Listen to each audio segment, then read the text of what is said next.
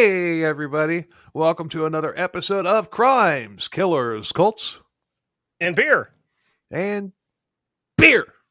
I did it this time. Oh, man. We were supposed to record an episode today with a guest, and said guest bailed, and we, just something came up, whatever. But, so I didn't have an episode to release, so I called up my buddy Kevin, the History Goon. What's up? Hey-oh, what's going on? Yeah, and he agreed to come on and bail my ass out because I didn't want to have, I don't want to miss any weeks this year like I did last year. So It's a good thing I've got 300 episodes from a previous show that I've already written that I can just kind of pull out of my ass and we can do whatever. That's why I thought of you. I'm like, Sandra, we're recording after 10 o'clock at night and everything. Sandra's a school teacher. She's got to be up really early in the morning. So she wasn't able to join us, but I had to get an episode out. So, and you are one of the most defendable people that I know. I get that a lot. And, sometimes it's good. Sometimes it's bad. Like if you're dependable at work, that's when it's like, oh shit, this is going to suck, isn't it? Yeah. I mean, so everybody else is asleep, but you're dependable. It's 11:30. You can come in and unjam a toilet for us. You don't have anything else going on, right? Yeah. Such is life. I'm in bed with Scarlett Johansson. Oh no, they'd be like, well, somebody got locked out, so. Like, okay, so you'll be here in 20 minutes? Yeah. The sad part is I could finish what I was doing and it's a 12-minute drive and I'd be there early. Damn. Damn. I mean, you said it's Scarlett Johansson, so I'm a realist. I know how that would work. It'd be like that scene in Deadpool. How much you charge for an hour? So much. Okay, well, what are we going to do with the other 56 minutes? Yeah. And I'm surprised I haven't done this yet, but I need to. I've started another podcast. Yeah. This is the official. I mean, it's on Spotify. There's already 3 episodes released, and I think mine's one of them, isn't it? No, I had to fast track another one. Because, okay. Because they're the podcaster that I had on for one of the podcasters I had on that episode just really talked it up on their episode they released a couple days ago. So okay, that makes sense. So I'm like, yeah, I got to fast track this one, but but it's called Forget the Date, and it's stories of the worst, most humiliating, or most hilarious dates that people have been on. I pair 2 people up and bring them in, and we tell stories and everything, and we react to them. It's fun. It really is. I'm not just saying that as your friend and as someone that's been on it. It's very interesting to get the perspective of other people's dating lives, because mine's been eventful and also uneventful, but I've had a lot of weird shit happen, and to know that I'm not alone is good. But I mean, everybody's had bad date stories and stuff like that. So, and you never know what you're going to hear. The first episode is called Titty Trafficking, and I'm not even being perverted. That happened in one of the stories that was told. God! The second episode was with Michael and Jeremy Steal Your Podcast. Aha! That one went off the rails. And the first one was with Natasha of Cryptids, Creeps and Conspiracies, and with Nora. She's the guest that I've had on several times about covering the troubled teen industry. And then the third episode that I released today is called French Kisses and Fat Tongues. And that one was with Jessica of Texas True Crime and Ivy of Blood on the Cornfields. And the reason, most of the people that I know are podcasters. So, I mean, and plus I want to set, eventually it's going to be open for people to come and it's like anybody to come in and tell their stories. But by only having podcasters on in the early days, I'm setting a precedence. I'm basically putting out there what I want, because I don't want to get somebody on, that's going to come out and say, we went on a date, he was broke, I had to pay, the end. Yeah. So and podcasters know how to tell stories. So there we go. Hence the podcasters, being on in the early going. But you want stories like, we went on a date, he was broke, I had to pay for it because he went to the bathroom and climbed out a window and took off in my car or some shit like that. Yeah, and I mean, we want details, So and you recorded an episode with my show's original co-host Todd. Mm-hmm. And then I just recorded another episode last night, another one with Todd, but this one was also with Paul, my show's second co-host. It was really freaking cool, just the three of us together. It just there was something like really cool about that. So, because we've all got different styles, and it was really they all meshed. Paul's style, Todd's style, my style, they meshed very well together. Mm-hmm. So it's just like, if I wanted to start a podcast, like, if I wanted to make CKCB like a 3-piece or whatever, which almost happened with me, Todd, and Paul, it would have worked, because we just but unfortunately Paul had other things, and so did Todd. So we did that for a while on Enter Sandra. Go ahead, sorry. Enter Sandra, and she is amazing, but she doesn't want to come on Forget the Date for some reason. I don't know why. We did that for a while with Dark Windows, my previous show, where it was myself, my co-host Kevin, and my best friend Seth.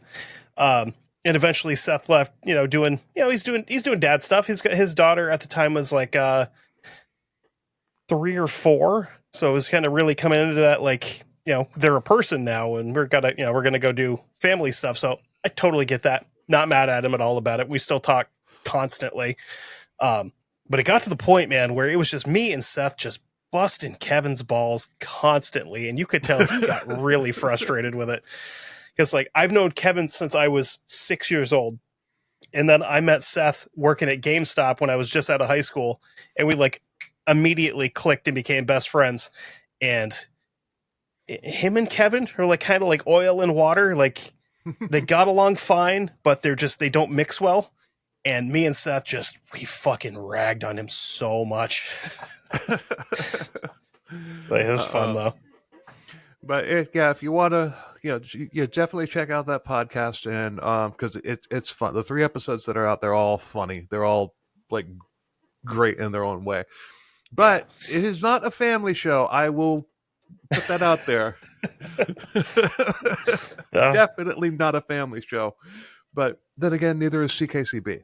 So, who you should reach out to about getting on there, because I think he would have some wild stories, is Justin from Employee Number 1. Okay. That dude is fucking hilarious, and I guarantee you he has got some crazy date stories. I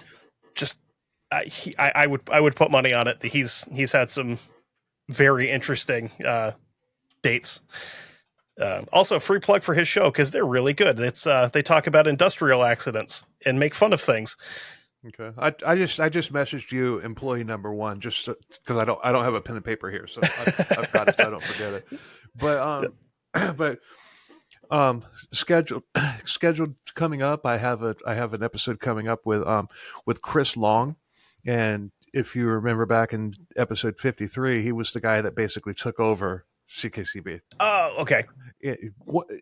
Probably hands down my favorite CKCB episode of all time. I mean, that was freaking incredible.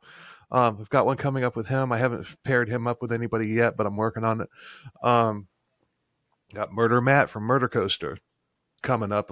He's bringing he's coming on with a friend of his, Jim Groves. He does a podcast about horror movies. And, nice.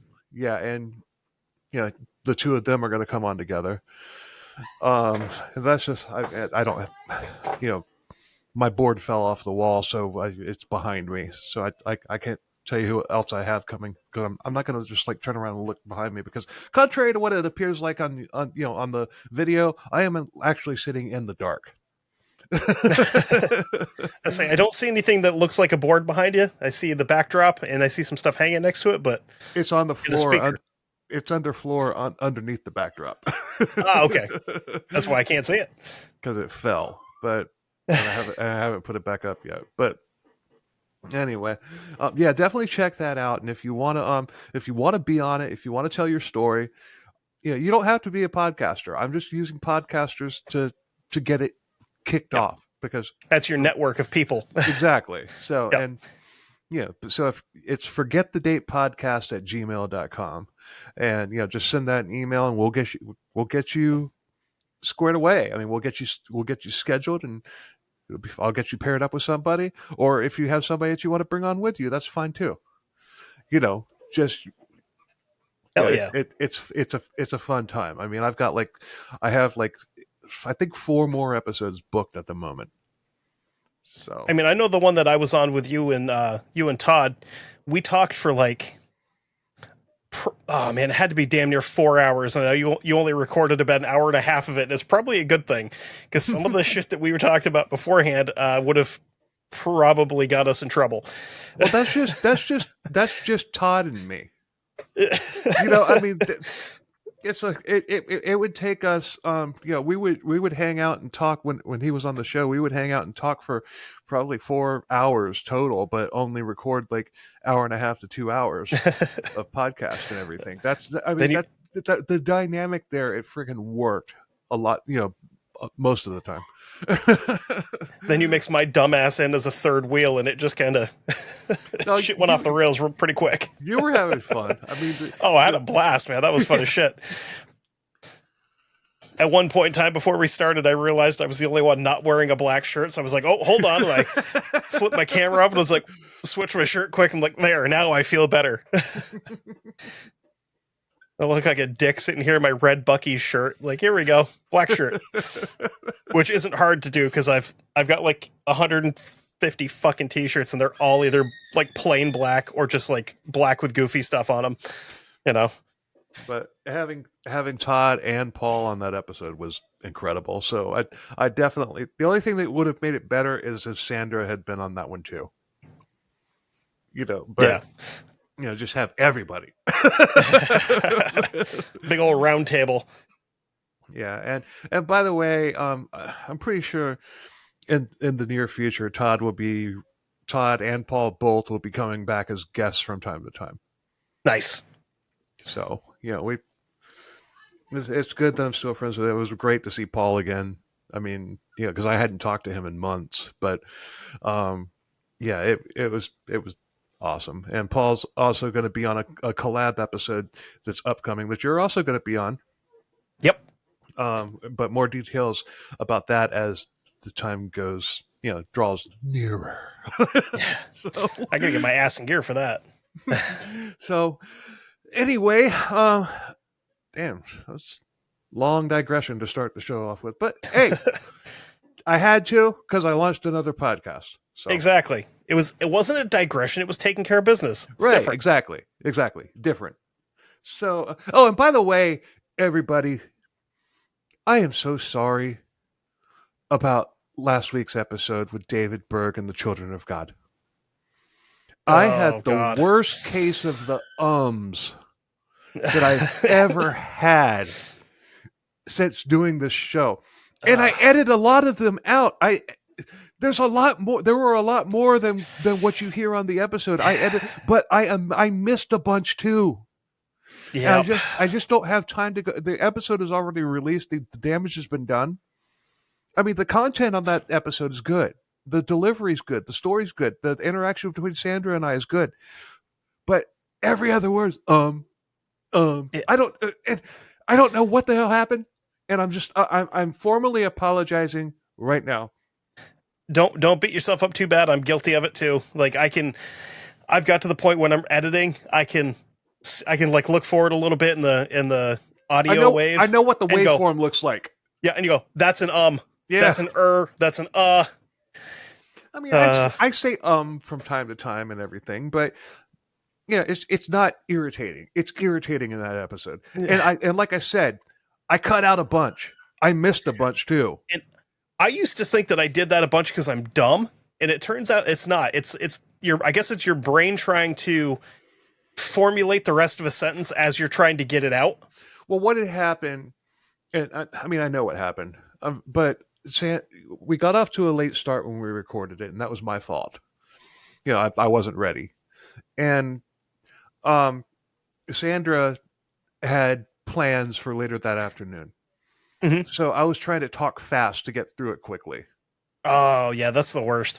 Yeah, so I just there it it but like I said, it's not like the first two BTK, the first BTK series that I did. It's not like that. It's not just it's actually it's good. You just got to get past the ums.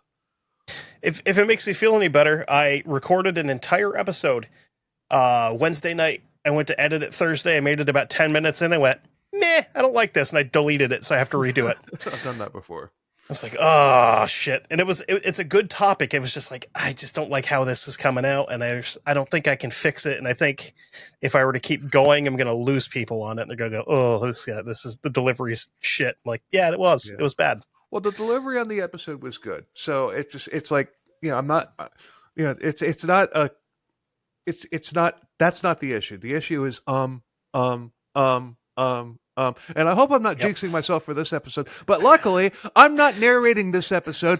You are. So you're just going to screw me with it instead, Bill. Thanks. Oh, God. Oh, if it makes you feel any better, this is going to be the most recent topic that I've brought to the table for this show, and it happened in 2011. So oh, wow. Because the last one I came on for was 1984. Yeah, that was a subject that I was aware of. This one, I have no clue who it is. Oh, and this dude is crazy, like shithouse rat crazy. So I know you've probably gone over this, but you're familiar with the difference between a spree killer and a serial killer, right? Yeah. Okay. So the Pulse nightclub shooter in Orlando, that was a spree killer. Technically a mass shooter, because it was all in one area. It was all in one area. A spree killer is somebody that's never killed anybody before in their life, and over the course of a couple of days, they take out 6 people. Exactly, and that's exactly what this scumbag did. So Maksim Gelman is born in Ukraine, May 31st, 1987. So he's only a couple months older than me. Good. Ukraine's in the news a lot. Good pick. And I kind of forgot about that until I was looking back through this, and I was like, oh shit! Like it would have been the equivalent of me bringing the Munich Olympics up, where the entire Israeli team got slaughtered by Palestinian terrorists. Like, might be a little bit of a hot topic. Let's not touch that right now. But no, I'm pretty sure that the Ukrainian president was still either in high school or acting before at that point in time. So the trouble with him, it's hard trying to find anything in his childhood because Ukraine was still a Soviet country at this point in time. So records are spotty, especially for people in the West trying to find him.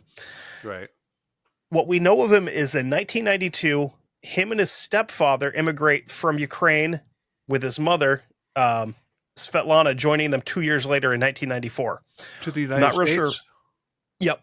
Okay. Not real sure why he came over with his stepfather and not his mom, but it's kind of neither here nor there. Spoiler alert, he doesn't really like his stepdad. We'll get into that, though, as we go. So put a knife in that. Yes. Hit the button. Hit the button. I put them in post. Okay, perfect. So he would attend Abraham Lincoln High School in Brooklyn, New York, and according to a former student there, pretty unclear whether he graduated from high school or not. And that's because The other guy said that he wasn't sure if he graduated from high school or not because he was a skateboarder. Not real sure what that has to do with knowing if a classmate graduated from high school or not. It's like, I don't know if he graduated from high school. He listened to Linkin Park. I'm skating, dude. I got no time for nothing else. I'm just skating and everything. So I don't know. I'm just cheering up the half pipe and everything, and just doing my skating stuff and everything, trying to be like Tony Hawk. Yeah, and I mean, just to be clear, he was an asshole in high school, so he wasn't real popular. Didn't have a lot of friends. Only had a couple of girlfriends through high school, and that's because he may have been a medical grade psychopath. Not real sure. He never got tested for it, but let's get him on Forget the Date. Yeah, well, I mean, I'm kidding. Well, spoiler alert, I live about 45 minutes from where he is currently in his forever home, until they close the prison and they ship him off somewhere else because they're in the process of doing that, which is great. What could go wrong? Yeah, right. So he gained a reputation with local law enforcement after being arrested multiple times, mostly for graffiti-related activities. Hold on. We forgot to do something. You forgot to tell who we're talking about. Oh, no, I mentioned him. Maksim Gelman is his name. Oh, my bad. You did. Yep. Okay. Yep. My bad. Oh, no worries. No, he did not. It was Maksim Gelman. He's also known for being a kind of a small-time drug dealer, and he would dip into his own supply from time to time, mostly, prescription pills, crack cocaine, and PCP, just to spice things up a little bit. Fun. I mean, if Ray Lewis can do PCP, who can't? You know? On the morning of February 11th, 2011, he picked up a kilo of cocaine from a more prolific drug dealer. So basically picked it up from his distributor to go move it on the street. He's crossing the Brooklyn Bridge on his way back into Brooklyn, and he spots a bunch of cars with what he calls, quote, official plates. And he also said that his cell phone battery started dying What do you mean by official plates? I'm assuming they were probably like city vehicles, so they had like the... Oh, okay, okay. Yeah, like up here, for us, like... Well, yeah, like they look different. They're like plain, generic, no designs or anything like that, and it'll say like government or something like that on them. Right. Yeah. Okay, gotcha. So like for us, our plates are just plain ass green with white lettering on them. There's really nothing. Like they have a little pine tree. So our official plates up here are just a red plate with white lettering, and it just says Vermont, the number, and then whatever it is underneath it. So it'll be like city vehicle, state vehicle, whatever. Right. You know, that nonsense. So I'm assuming that's what he's seeing. He's probably seeing like Department of Water and Power. Being New York City, it could be a pest control truck because all of their shit is done through the city for stuff like that. So after seeing all these vehicles with official plates, he also said his cell phone battery started dying very quickly and that it was calling people on its own. No, it wasn't. Again, he's a crackhead that's also doing PCP just for fun. So he's convinced himself that his phone is tapped by the federal government. You know, I'm not sure yet, but this is kind of starting to sound familiar. Oh boy. Oh boy. I don't know yet. I don't know yet, but it's kind of ringing a little bit of familiarity bells in my head. It's just like certain things, like the official plates, and then the cell phone dying, and then he thought it was being tapped. I don't know. That seems familiar to me. I may have heard the story, but continue because I don't. You very well could have, because this was kind of a big deal. So now that he knows for a fact his phone is tapped, he stops his car, gets out, and goes over to. No. I didn't think so. So he gets out. He takes this giant bag of cocaine that he just bought, goes over to the railing, cuts it open, and just chucks it into the water. Now he's in full panic mode, drives to his mother's house in Sheepshead Bay, which is in Brooklyn, to get his passport because he has to get out of the country because the federal government is tracking him. No, they're not. Okay. Very important. One of my favorite things about these true crime stories is the delusional people that think that they're like way up here yeah. and everything. Like, oh, I'm so important. The government's tracking me. No, they're not. Yeah, the only government agency that knew about him were the cops that arrested him for spray painting shit when he was a teenager. Right. I mean, and there's so many of them that are so delusional that they actually think that that's happening, and it's not. No. So just to put it into perspective, all of this stuff's going on. Okay, gets to his mother's house to get his passport at 5 a.m. So he's been up, just railed out of his skull all night, and it's now 5 o'clock in the morning. He's probably been up for like 36 hours at this point in time, so that's where some of the crazy stuff is coming from in his head. So he gets there, tries to tell his mother, like, hey, I need my passport. I got to get out of the country. And she's like, Max, you're probably drunk. They start arguing. His stepdad, whose name is Alexander Kuznetsov, comes into the kitchen in just his underwear. Tidy whities or boxers? Ukrainian in his probably probably 40s or 50s. I'm going tidy whities with a lot of chest hair.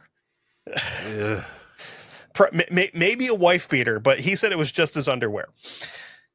Yeah. So according to Gelman, he says that Kuznetsov started yelling at him and called his mother a bunch of awful stuff. He's screaming at her in whatever language they use, whether it's Russian, whatever it is. I'm sure it's got backwards R's if you write it down.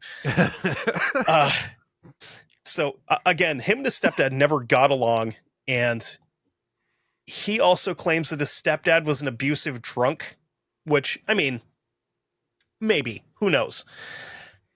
So as Kuznetsov is trying to calm him down and diffuse this whole thing, Gelman grabs a kitchen knife out of the block and starts stabbing him. Oh. He stabs him so hard, put a knife in that. That after a couple of stabs, he actually broke the blade off in him. Hit a bone. Yeah, and he kept going and realized, like, oh, there's no blade on this. So he gets rid of that, goes back to the block, and comes back with a carving fork and finishes him off. Jeez! Yeah, that's brutal. What was Mom doing there during all this? His mother was standing nearby screaming at him to stop, and then she called the police. That was actually the next line in here. Oh. Okay. So yeah, I'm not used to being the co-host. It's weird because if I were to come on and like I have the same thing like when the couple episodes I came on with you where I didn't have anything, I'm like I don't know what to do with my hands. So all in all, he stabbed his stepfather 55 times. Jesus. This may come as a shock, but he died on the kitchen floor. He didn't survive? No. With a 7.5 inch. I really thought that he had a chance there. He could have pulled through. He could have. If it weren't for that fork, he could have been okay. If he had a time machine. Yeah. So Gelman would later say that since he knew. By the way, I'm sorry. I'm sorry. I just broke my own rule of not making fun of the victim. I'm sorry. I mean, in all fairness, he was probably an asshole, so I'm okay with it. Okay. Kind of like Henry Lee Lucas's mom. Yeah, she sucked too. So Gelman later would say that since he knew he was going to get caught, he was going to take down some of the, quote, rats that set him up for the whole thing. Set him up for what? Exactly, Bill, exactly. I mean... It's yeah. I'm glad you chose this one because I really love the delusional. This dude is out of his goddamn mind. Yeah. So let's keep track. We have one dead. Okay, one dead so far. As he leaves his He could have mother's survived. house, could have made it. Could have made it. As he leaves his mother's house, he steals his stepfather's car and takes off down the street. And he runs over a crossing guard and he broke the woman's leg. So we got like 1.5. Well, the crossing guard do. Wrong place, wrong time. Literally. In the road. So let's jump. Yeah. With a giant stop sign and I'm assuming a reflective vest. I didn't see her. She just kind of came out of nowhere. So let's hop ahead. We'll hop ahead to 10:30 a.m. He drove over to the home of a female friend whose name was Yelena Bolchenko. He said that Bolchenko was his driver when he was out dealing drugs. According to all of her friends, she wouldn't have done that.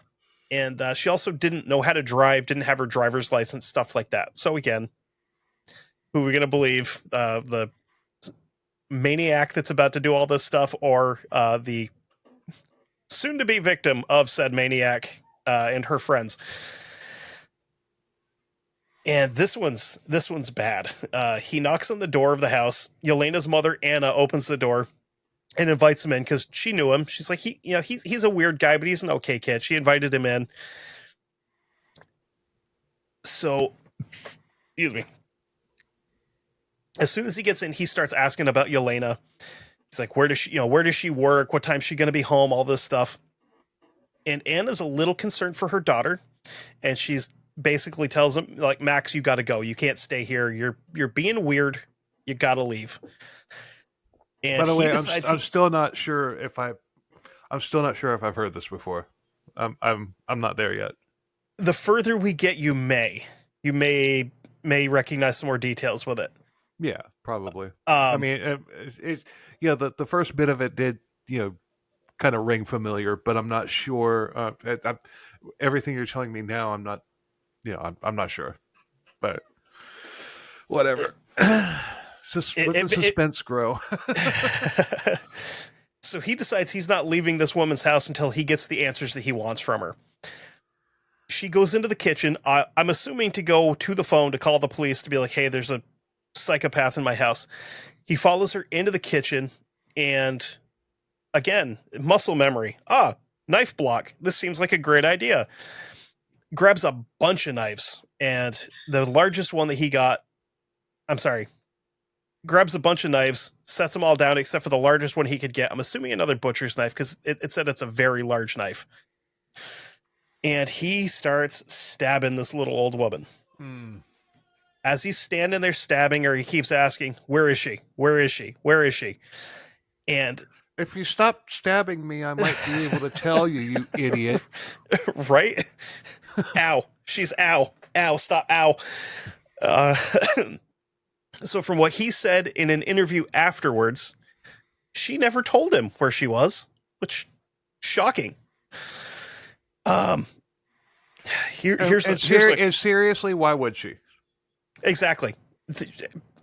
You're already killing me. Why would I tell you where my child is, you dickhead? Right. Yeah. It's like, fuck off. I mean, so here's a quote from this guy. If you didn't think he was a scumbag before, here we go. I already think he's a scumbag. Good. Quote, she died in honor. She did not die a coward. He's not wrong. True. But like, I mean, man. No, he's definitely not wrong. She didn't give up her daughter in an attempt to save herself. So I mean, he's definitely not wrong. But oh God. Mm-hmm. So that interview was from a I watched it originally on YouTube. It was from a show called The Killer Speaks, which I think was originally an A&E series. I wouldn't swear to it. A&E, maybe like oh shit, what's that other one? It's a Discovery Channel. I can't remember what it is. It's a lot on Discovery. Yeah, there's so many of them. Anyway, that's probably not important. So the reason he gives for looking for Yelena is that she is the reason that his stash house got raided.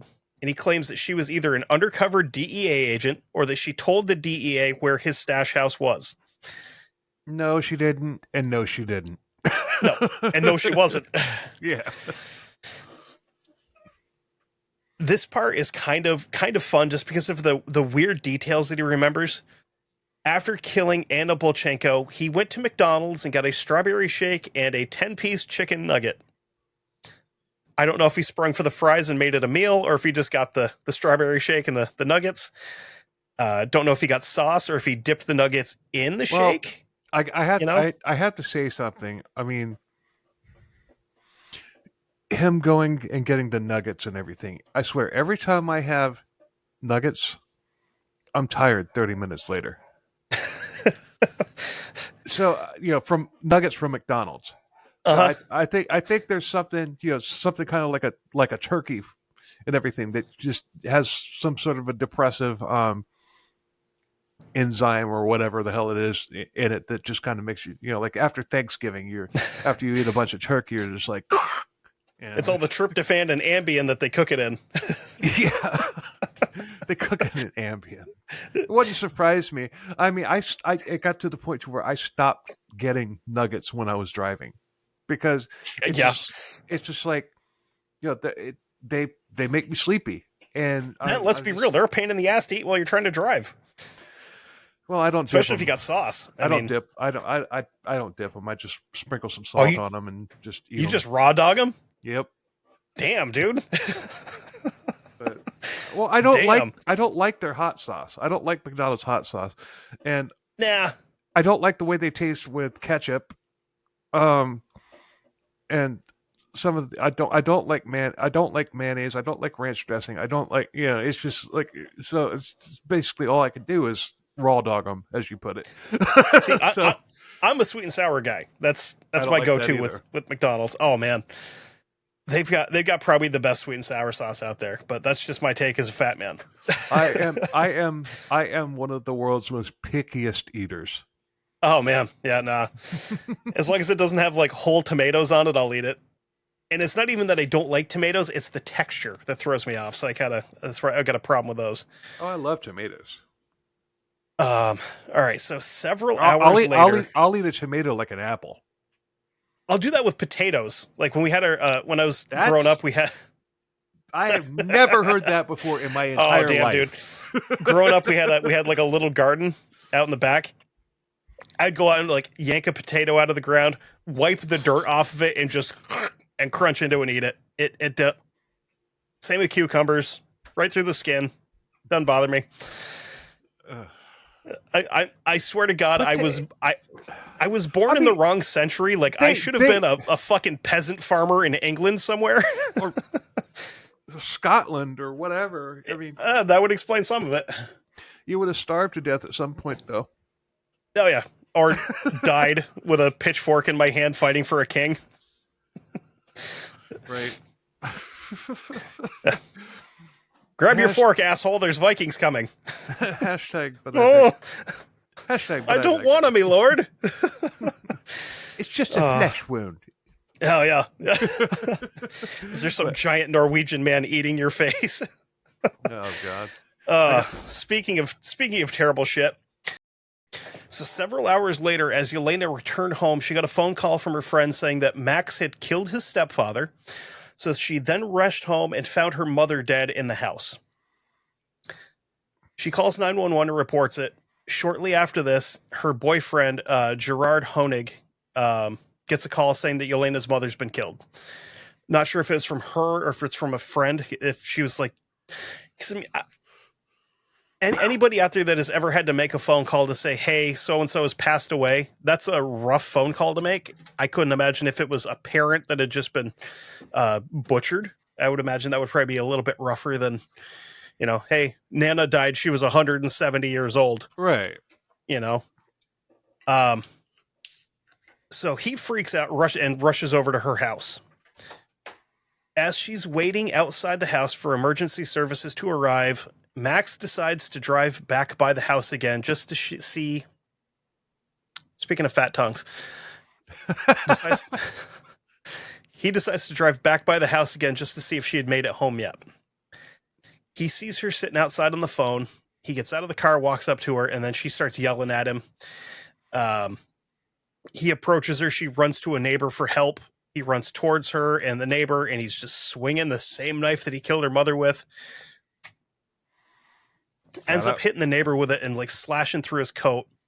And obviously the neighbor, being a person of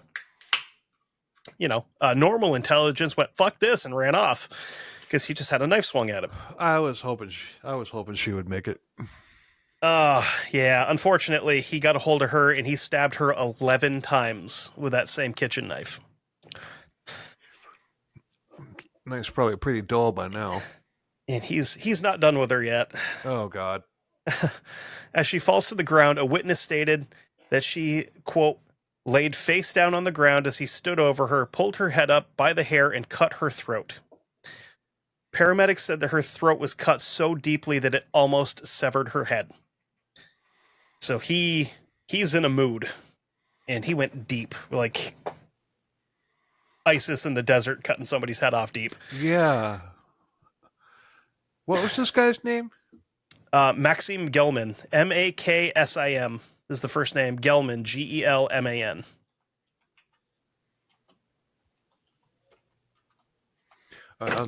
I'm trying something here.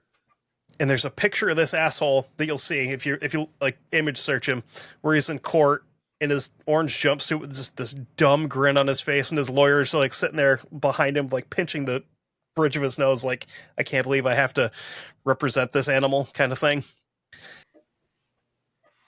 All right, I couldn't find the one that you were talking about. I just kind of looked it up as you were talking about it, but I found one with the attorney and with him, and I'm gonna share the screen, just to put it up here on the video. Trying something new on CKCB. Hey, there we go. But check this out. There we go. Yeah, that's probably either right before or after the picture. Yeah, like a second, like a second before. What he was, what you were just talking about. I mean, the attorney looks disgusted. His hand is up off of the table, so it's on his way to his forehead to facepalm. Yeah, it's actually. Is this the one? So this is the one I was telling you about. This is actually the image that I used for on Dark Windows. Let's see. So screen, bam. Right there would be the picture. Oh, yeah. And you can tell that his lawyer is not impressed with having to deal with this idiot.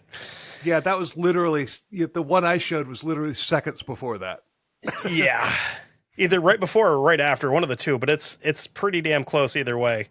And like I said, there's some where he's just doing stuff like this, just looking like a real dummy, and again looking like a real dummy. Yeah. And I can't really tell if he's trying to make people think he's crazy or if he actually is crazy. Well, by the way, people, if you're listening to audio only, it's on the YouTube page. So yep. We're pushing some traffic around, people. Yeah, but no, I just learned a new trick thanks to Paul when he was on Forget the Date. So it's just like I think I'm going to incorporate it because it makes it so much easier. You don't have to worry about posting the freaking images online and stuff like that. You just do that and put them right into the video. Yeah, it makes sense. And I mean, I could do it again so you could look at my grammatical errors for my my notes. Nah. Well, I'm glad we had fun for a second because this is going to get worse. So after he field dresses this girl in the middle of the street, he climbs back into the car that he'd stolen, takes off, slams into another car, gets out of that one and approaches the car that he just hit, knocks on the driver's window, And the driver, a man by the name of Arthur DiCrescento, rolls down the window, which is never a good thing to do when there's a man outside covered in blood. No. Pro tip, don't talk to that guy face to face. So he rolls down the window. Gelman dove into the car, stabbed him 3 times, and then carjacked him. You said that he's freaking high on PCP. Oh, yeah, he's out of his goddamn mind. So he then speeds from the in DiCrescento's car, hits a 62-year-old pedestrian by the name of Stephen Tannenbaum. Tannenbaum was a rare coin expert who would later die from his injuries. Not that being a coin expert had anything to do with the fact that he got hit by a car going 60 miles an hour. I feel for the operator if True Crime Kent ever covers this case. Yeah, because he is going to find so much shit on this guy. He'll lose it when a coin connoisseur gets ganked in the middle of the street. Are you on the 1159 Hug Dealers page? No, I'm not. Oh, I shared a video that I found of a guy talking about he's got this big 5-gallon water jug full of quarters, and he's like, oh, it's got to be about this much money, and then this guy just cuts in and he goes, here's what you should look for in those quarters, and he's like, you got to find this one. It's gonna have this symbol on it. I'm like, so I just posted it to that. I'm like, I can hear Op breathing real heavy already. I love Op. He is such a. I mean, they're both great guys. It's just like when I met them at CrimeCon. I mean, damn, I would throw the picture up there, but I don't have it on my computer. He seems like a genuinely really good person too. That's Todd on the left. That's Op next to Todd. That's Kent next to Op, and then that's me on the right. Kent in his sleeveless shirt and basketball shorts, Oh, and he was wearing Crocs too. Oh, fuck yeah, dude. We're kind of the same person. I just don't have the whimsical accent. And actually, I don't. Unfortunately, I am sad to report that I no longer own Crocs. My dogs ate them when I moved out of my wife's house. I've never worn them. I've never worn them, and I never will because I think they look freaking stupid. Okay, I will tell you this though. Skip the Crocs and get a pair of Hey Dudes. Son of a bitch, those are awesome. I kind of just wear them rocking around the house like slippers almost, but if I have to run to the gas station, I'll wear them or whatever. I don't care. They're super comfortable. Yeah. I like them. Totally worth it. But yeah, I mean, True Crime Kent, check them out. I mean, if you, I'm pretty sure everybody that listens to this show also listens to TCK. So, and check out Guessnicity. That's another good show over on 1159. That's a fun one. Have you heard that one yet? I'm gonna send 1159 a freaking invoice. So he just ran down a 62-year-old man in a car that he's stolen. And going back to that interview from the show that I mentioned beforehand, he said, quote, I just heard, this fucking guy, I just heard something hit the roof and noticed a crack in the windshield. I don't even know what happened. PCP. So I ran over a senior citizen, but I wasn't really paying attention. I mean, obviously I ran over a senior citizen. So just before 1 a.m. on February 12th, Gelman ditches the car and hails a cab. The cab stops. He's been at this for 15 hours at this point. Uh-huh. Jeez. Yeah, it's and we're not even close to done yet. That's the sad part. Timeline wise, he's got so much more time to pass before this is going to end. By the way, I don't think I've heard this story now. Okay. Nothing else is ringing familiar. There was just something at the beginning that just kind of rang familiar, but nothing else is. So, no worries. Well, we'll get through it together. It's going to be fun. So he stops the cab, and the driver is a man by the name of Fitz Fullerton. He stabbed him, and he took off because I just got stabbed.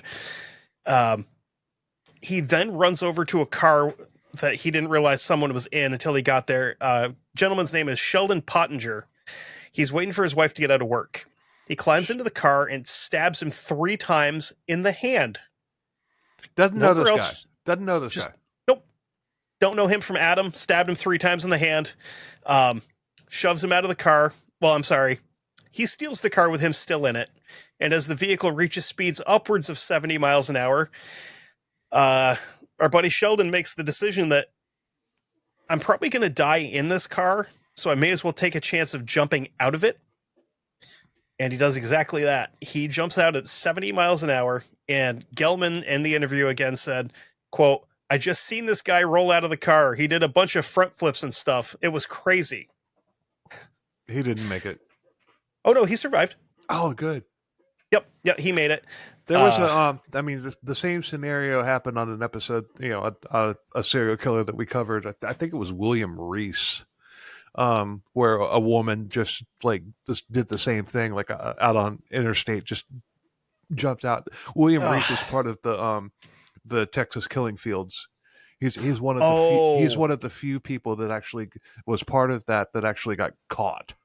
Oh shit! Okay.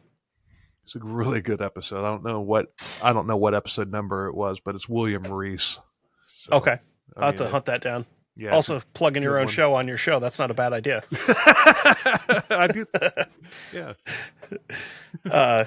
So Gelman drove and eventually abandoned the car and aboard Jesus Christ, what just happened? Okay. So Gelman drove and eventually abandoned the car and boarded the northbound 3 train at 34th Street, which is the Penn Station. And that's at right around 8 a.m. So we've got 6.5 to 7 hours unaccounted for that he's just driving around New York City. Probably killing other people too. No, they would have mentioned that if he did. I think this is just aimlessly driving around. Maybe there were some people that they attributed it to somebody else, or it's an unsolved case or whatever. That's fair because he didn't remember running over an old man, so he may have left some details out. So he's 22 hours in at this point. Yep. 22 hours.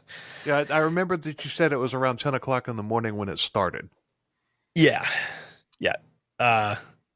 So he sits on the train and he notices that there's a woman reading the paper and there's a picture of his mugshot on it. Holy shit. So he's been at it long enough that he's made the news cycle. He's made the newspaper. So here he comes up with a really, really, really piss poor idea. He goes to the front of the train and starts banging on the door to the conductor's cabin, declaring himself as a, quote, official visitor. I thought you were going to say he was a sovereign citizen. No, it's just as crazy to say that. True. I mean, those people are out of their minds. Yeah. So when the door opens, not only is there a conductor on there, but there's also an NYPD officer. And the officer recognized him, and Gelman slammed the door, and the officer retreated to the next... I'm sorry. He slammed the door on the officer and retreated to the next car back. But you're kind of fucked now. Well, he's about to be super fucked, because here he runs into our hero of the story. Yay. 6'3", 265-pound ticket seller at the Lincoln Station. I'm sorry, at the Lincoln Center. Joe motherfucking Lozito. This guy may have been the bravest man in all of New York City at that point in time. Is this guy like a former NFL player? I'm just asking because the name kind of sounded familiar. Well, here's the thing. He looks like he could have either been a biker, a cage fighter, kind of take your pick. He's a big, giant, bald guy, all jacked up. He's a big dude.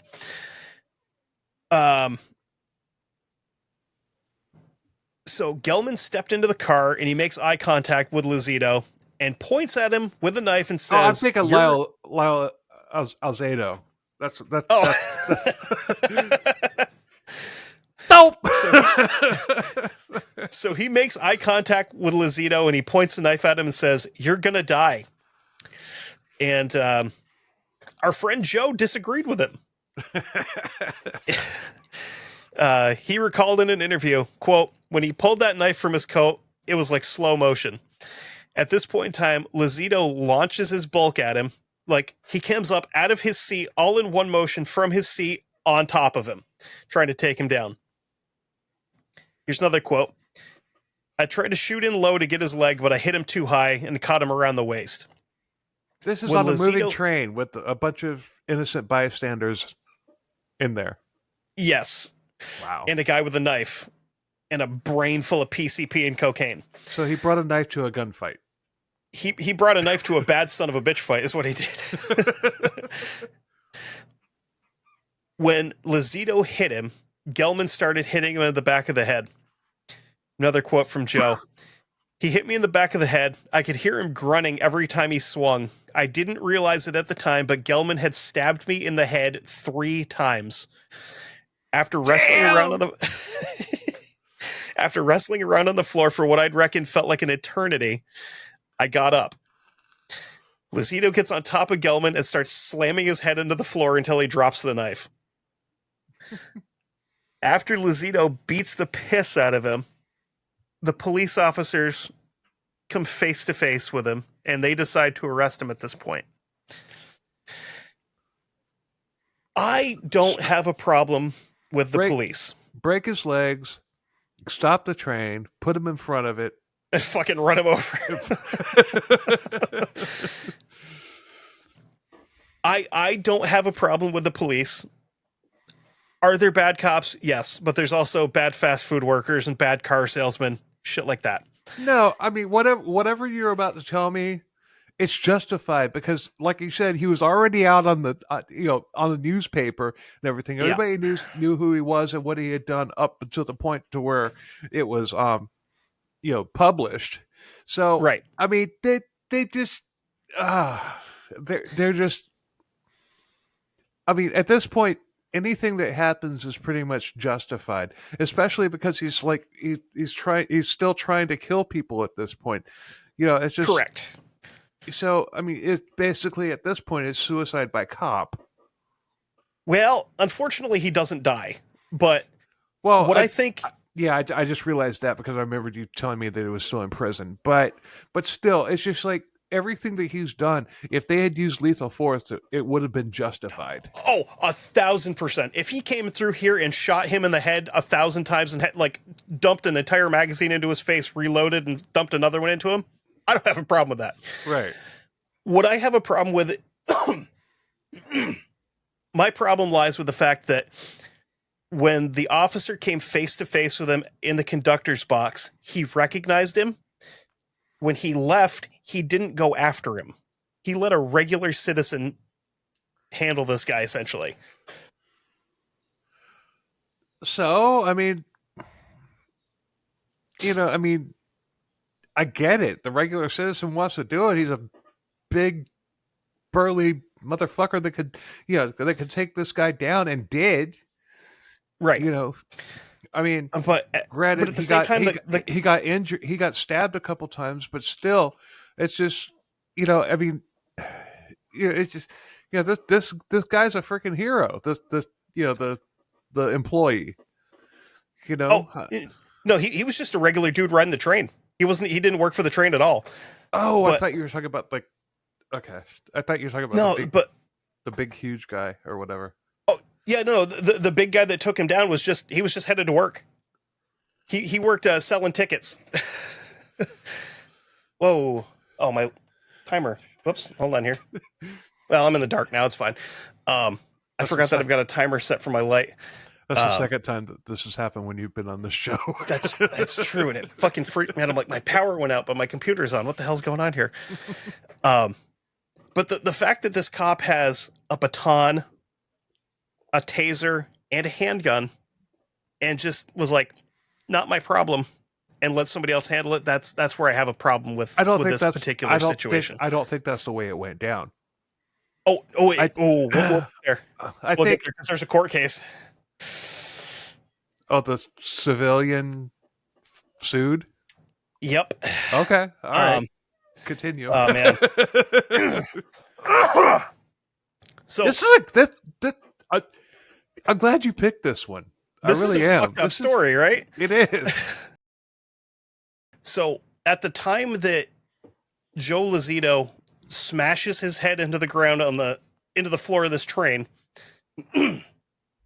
Gelman has been terrorizing New York City for a grand total of 28 hours. Jeez. He's bleeding really badly because, again, he's been stabbed in the head 3 times. Hold on, I gotta ask you a question. Mm-hmm. At this point, were like the gang members like coming out of the woodwork, like looking for this guy? There was no mention of it at all. Okay. I'm just curious because that honestly, if it happened, it wouldn't have surprised me one bit. Oh no, not at all. I think had this lasted a couple of days, like where if it had time to continue, I think you definitely would have seen the criminal underworld take care of this guy on their own. Yeah. But because it happened so quick, I don't think they even had a chance to. I was kind of. There was a part of me that was kind of hoping that that's how this ended. Oh my god! If somebody in like one of the 5 families had gotten a hold of this guy and right. Hell, just even a street gang. Yeah. You know, I mean, have the Trinitarios, that like Haitian gang in New York City, have them get a hold of him, they would have hacked his ass up with machetes and left him in assorted dumpsters throughout the area. Allegedly. Yes. I'm only 4 hours away, so definitely allegedly. Yeah. We'll talk after the episode. Due to Lozito's injuries, when the officer called in, they referred to him as likely. And later on, Lozito asked his sister, who happened to also be a cop, what that meant. And she explained to him that a likely call meant he was likely to not make it to the hospital. Damn. He had cuts to the back of his head and his face, one of which took 20 staples, not stitches, staples to close. He also had a cut to his thumb, his left triceps. He later tried to sue the police department for failing to intervene in the situation. He deserves some compensation for what he did. He took matters into his own hands and stopped this guy from continuing his reign of terror, basically. I mean, why didn't the cop just do the fucking tough Tony thing? Why don't we just shoot the motherfucker? Tough Tony Bastone from the Michael Malloy story, episode 1, by the way. Yeah. why didn't he crack him in his fucking dome with that steel baton club that he's got with him? You know. All right. So I see. All right. See what I mean? It's making sense to me now. Because I mean, he was just like basically standing there. He's just like, this guy's got it. Yep. You know, he watched everything happen. It did nothing. And he's got a steel billy club and a fucking gun. Yes. And a taser and pepper spray. Handcuffs and a fucking radio to call for help. All right. In spring of 2012, Joseph Lozito was he'd been stabbed and, quote, grievously wounded.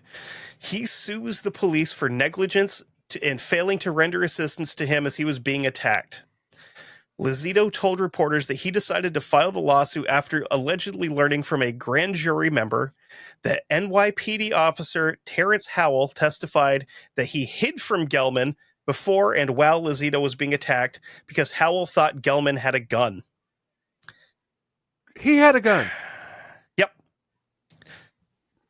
In response to the suit, attorneys for the city of New York agreed that the police have no duty to protect Lozito or any other person from Gelman. God, I wish we had more time to put this episode together. I would have loved to have Vic Ferrari on here on this episode because he was a NYPD detective and everything, and it would have been interesting to have his take on this, and I'm sure he even knows about the case. He could probably yeah. If he was active back then, definitely. I'm not sure when he retired. He was on he was on like 2 different early episodes. Well, back in 2023, and he great. He's an author. He's writing like books about his time in there, and they're funny. They're lighthearted. Oh shit. They're hilarious. Um, but God, I wish we'd had time to set this up because I would have totally brought him on. Oh well. So this next line is really going to piss you off. Uh-oh. July 25th, 2013, Judge Margaret Chan dismisses Lozito's suit, stating that while Lozito's account of the attack rang true and appeared, quote, highly credible, Chan agreed that the police have no special duty to protect Lozito or other citizens during an attack. Hello, to protect and serve. It kind of says it on the cars. Yeah. You know? Every single police car in the country. Uh-huh. But unfortunately, that is the case where they don't have to go out of their way to protect you if you're being attacked. Which is fucking terrible. On February 13th, 2011, Gelman was arraigned in a Brooklyn courtroom on charges of murder and assault, where he was represented by public defender Michael Baum, who we saw the picture of before, looking disgusted and confused. While being led from the police precinct to the courthouse in front of a crowd of onlookers and reporters, Gelman showed no remorse, saying that he had been, quote, set up, although no motive for the murders has yet been offered by the authorities. PCP, that's the motive. Yes. He did end up pleading guilty to all the charges because I think he was going to try to plead insanity. January 18th. I wish he had represented himself. Oh my God, that would have been great. I would have loved to watch that. No kidding. January 18th, 2012, Gelman appeared in the New York Supreme Court, Kings County, for his sentencing. Sitting in court next to his attorney, Edward Friedman, Gelman was reported as being, quote, unruly, laughing and yelling at the judge and the family and friends of his victims. At the conclusion of the trial, New York State Supreme Court Justice Vincent oh boy, I'm going to butcher this Italian last name, Vincent Del Guidici, I don't know. He sentenced Gelman to 200 years in prison, telling him, quote, "You are a violent sociopath." Yeah, they didn't allow like video cameras in the courtroom, so there's still shots, but there's no actual video of his court case. Damn. But he will spend the rest of his miserable life in a concrete square at the maximum facility, Great Meadows prison in Comstock, New York, which is approximately 45 minutes from where I am now. But I have to update that because I wrote this episode in like 2018. Since then, they have decided to close Great Meadows and scatter the inmates to the wind across the country to different maximum security prisons. He will probably end up in Dannemora, which is like way upstate New York. Yeah. We covered. I can't remember which episode it was, but Dannemora came up in one of our episodes. Yeah. So fun story with that. I was working for Orkin doing pest control at the time, and I remember hearing about the prison break, and I just so happened to be legitimately across Lake Champlain from where the prison was. There was a prison break at Dannemora?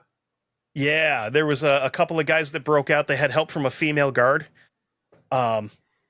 So she was like romantically entangled with both of these guys while they were in there. And their game plan was she was going to break him out. They were going to kill her husband, steal a bunch of shit, and flee to Mexico.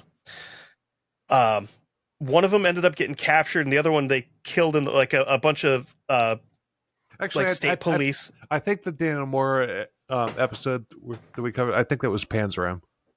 Oh, okay. Yeah, that would make sense because I'm pretty sure he was there too. Yeah, he was. Yeah, that prison's been there a very, very, very, very long time. Yeah.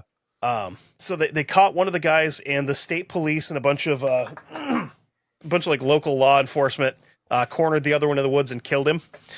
But they were out for like I want to say 6 or 7 days, something like that. And I was out at a customer's house in the middle of nowhere on the lake.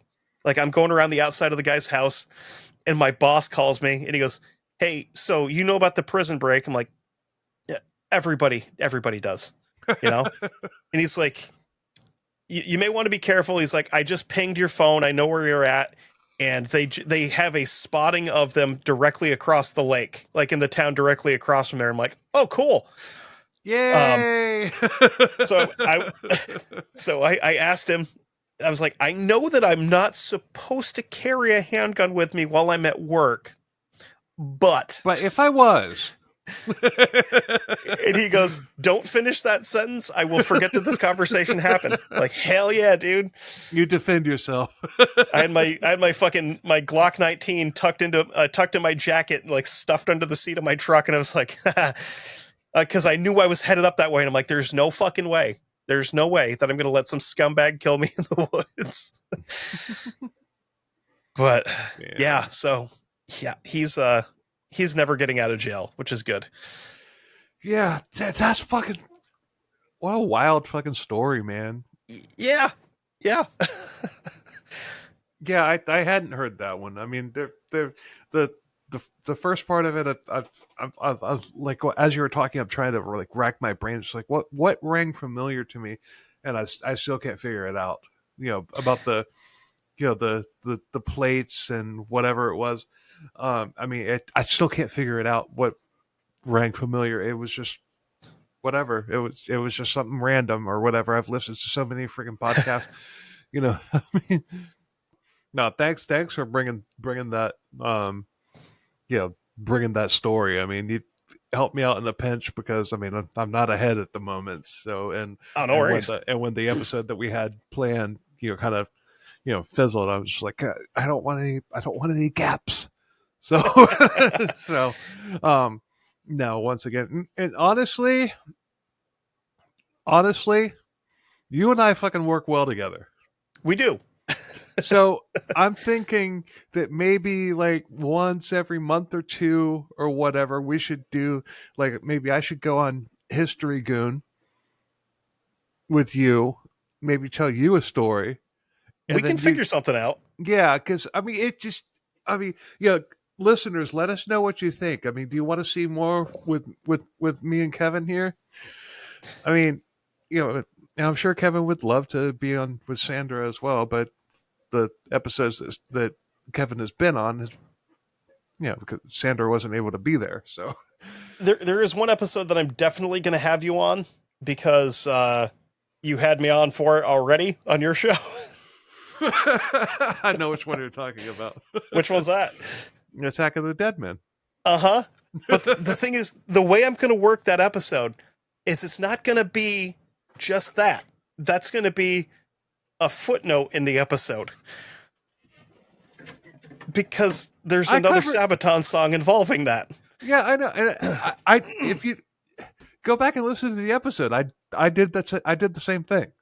Yep, that's what I'm going to do, and I'm going to deep dive because I've got a book about that scumbag. No, I mean, I'm sure your episode would be more in depth than mine was, but I mean, I covered Fritz Harbor, leading into the Attack of the Dead Men story. The thing that bothers me with him so much is like trying to find books. There's so few of them, but a lot of them whitewash all of it. And they're like, well, he won the Nobel Prize because he did this and he helped everybody and he saved the world. And I'm like, you're missing the fucking detail where he's responsible for basically a genocide. The deaths of hundreds of thousands of people during World War I. Oh, and let's also not forget that he was essentially the grandfather to Zyklon B. Yeah. Ask about 650 million people about Zyklon B and see what they think about that. Yeah, I mean, it's just, no, that's a great story. I'd be more than happy to come on with you and just be on, like I am here, the co-host. And I already promised David from Macabre Emporium another episode that I'm like, you have to come on because you have to say the thing. What's the thing? Oh, when I cover the winged hussars, Oh.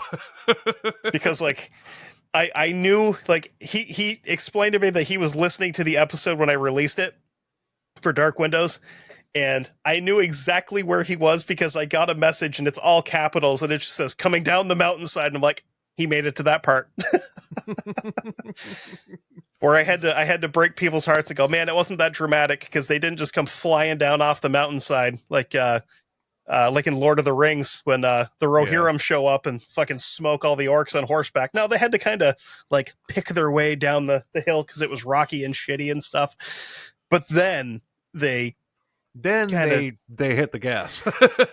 yeah, and like the Ottomans were real dumb because they're like in trenches at that point, and they see 20,000 men on horses and armor with wings coming down off this hill, and they come up out of the trenches and go, we got this, and stood there and just got their shit kicked in so badly.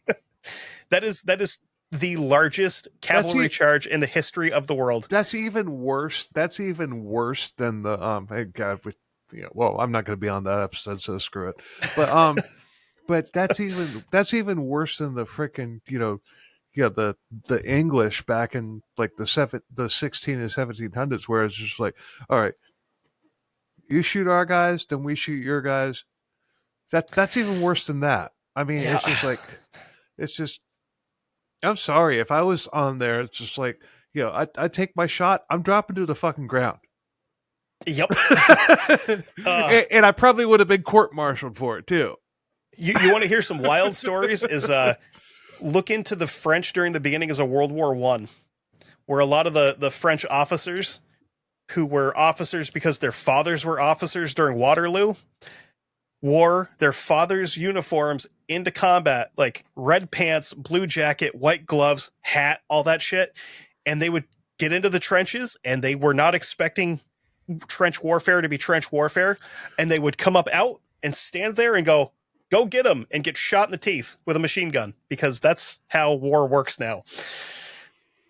Box formations are dead.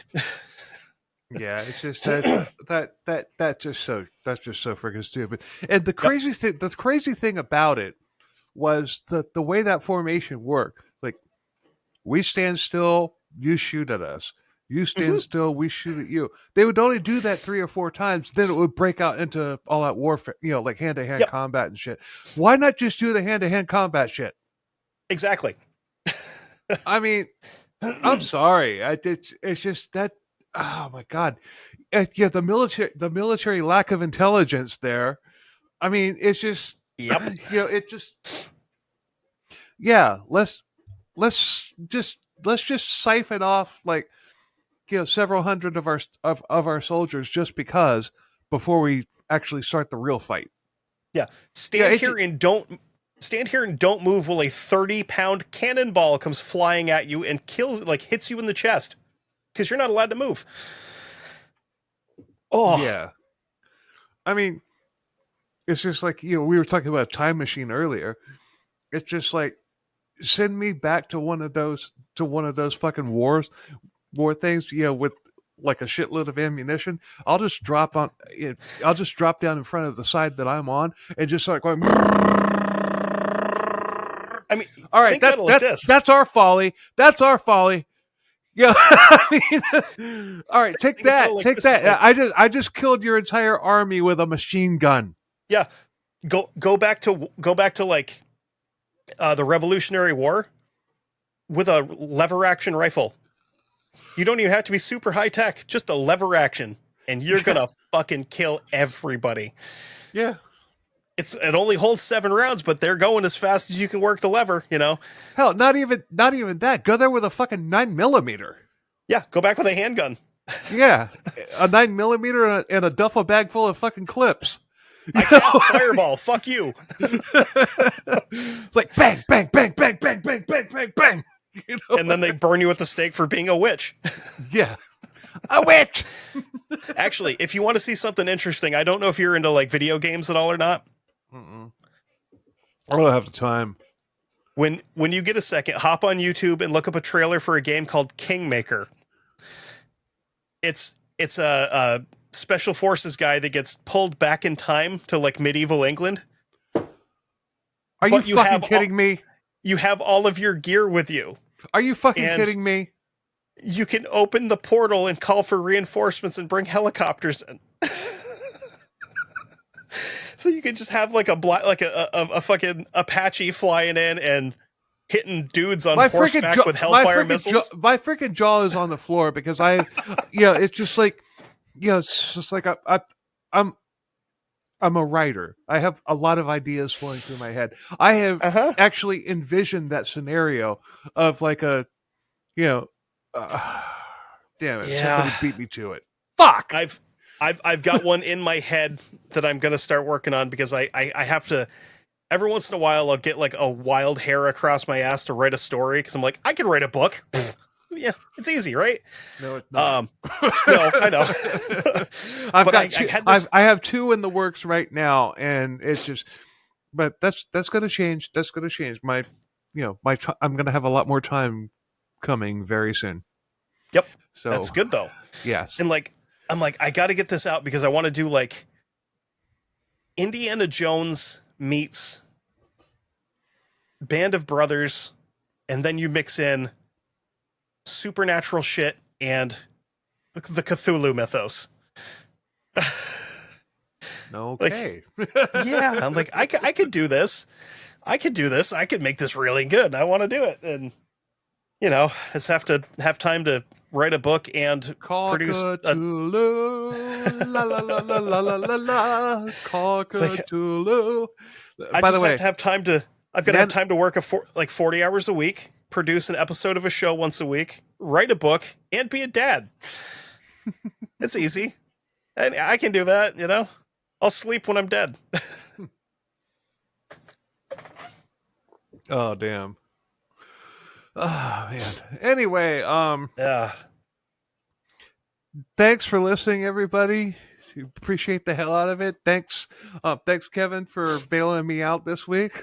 Always. And I hope y'all enjoyed this episode as much as I did, because it was really fun. Well, it's a horrific story, but yeah, but it was really fun. And hope we made you laugh. Hope we whatever. Anyway, if you follow us on the socials, follow History Goon, although his podcast isn't out yet.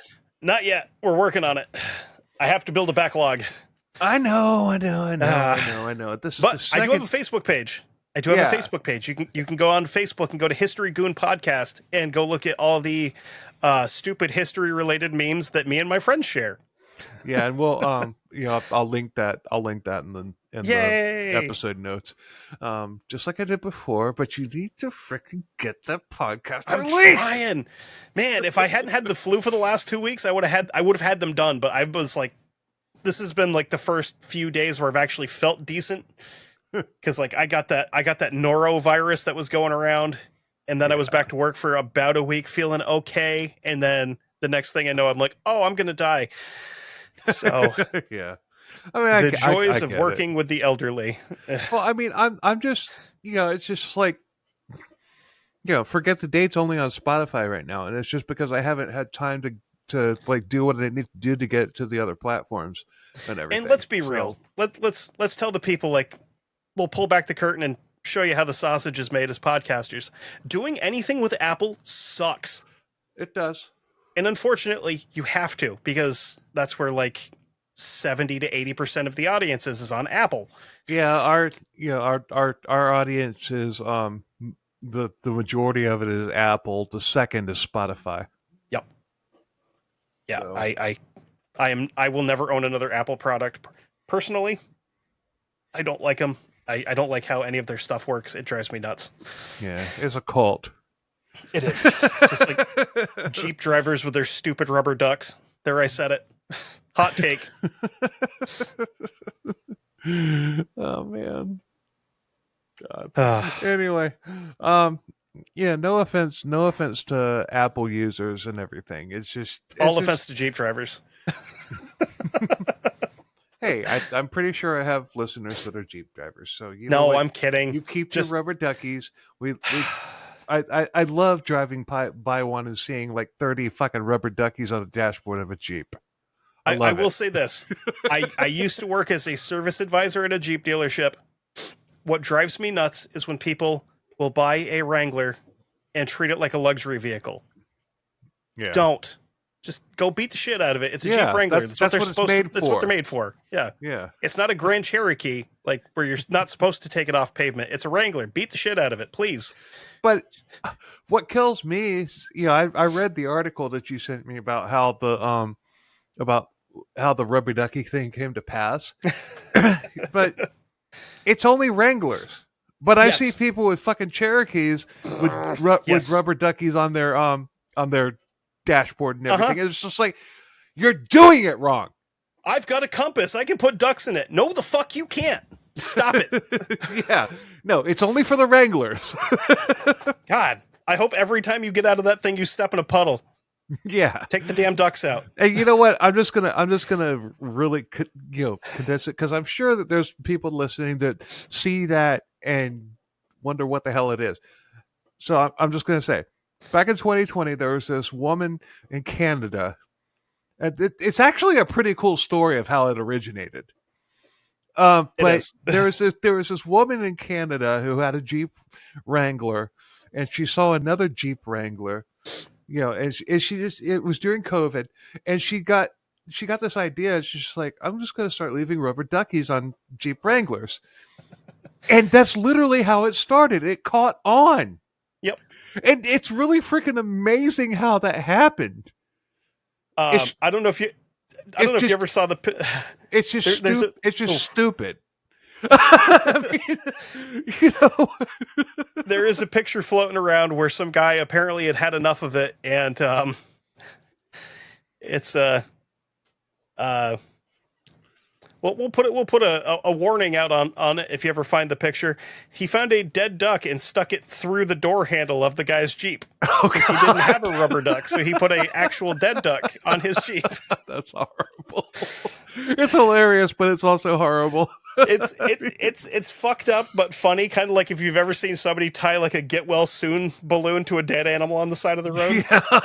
It's like, maybe that's just the white trash shit that we do up here for fun, you know? No, Like a dead raccoon with a balloon tied to its paw. Get well soon. Yeah. All right. Yeah. The episode is over. The people that don't care about digressions and everything have already clicked. Turned it off. I gotta tell you a story.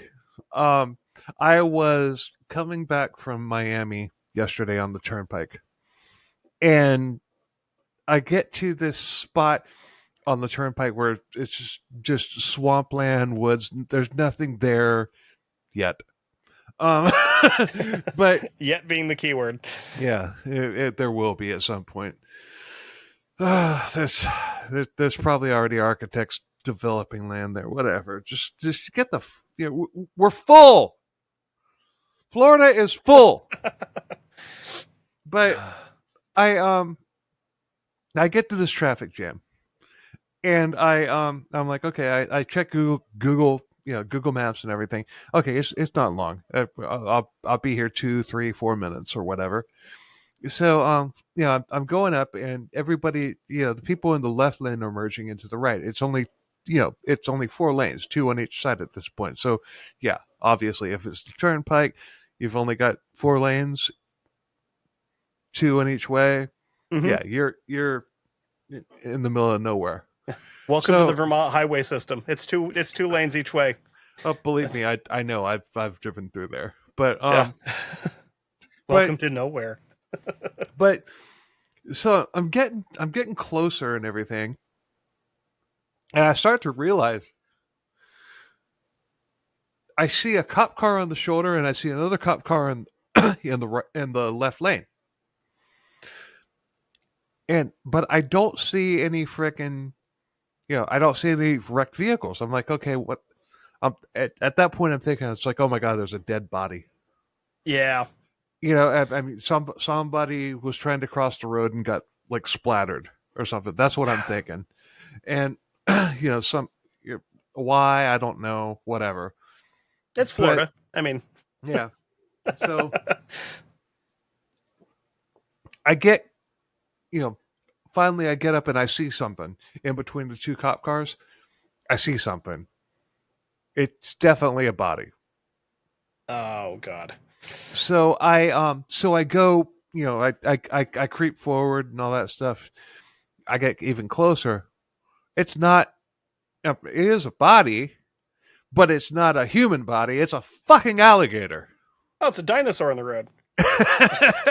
and I, you know, and as I got closer, I'm like, okay, so it's a freaking alligator. I'm like thinking, okay, an alligator got splattered.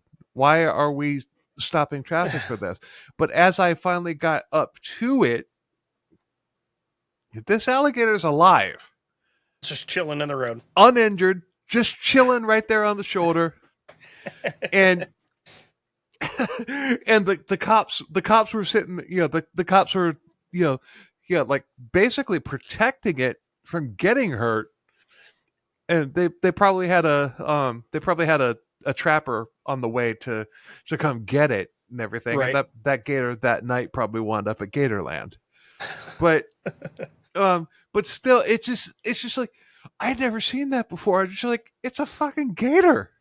Yeah, it's a freaking. It was a 6-foot alligator. Now, granted, that's 6-foot alligator. That's big. It's big, but they double that size. Yeah, I mean that's a big alligator for Vermont. I mean, I don't know what you guys have down there, but up here they don't get much bigger than 6 feet. You don't have alligators in Vermont. No, no, we don't. But I mean, I had never seen that before. But the crazy thing about it is that fucking gator had come from the swamps, the swampy area that was on the right side of the turnpike lanes, come across 2 lanes of traffic and wound up in the median. Jesus. Oh my God. It's just, I had never seen. I mean, I see gators every day, but I had never seen that.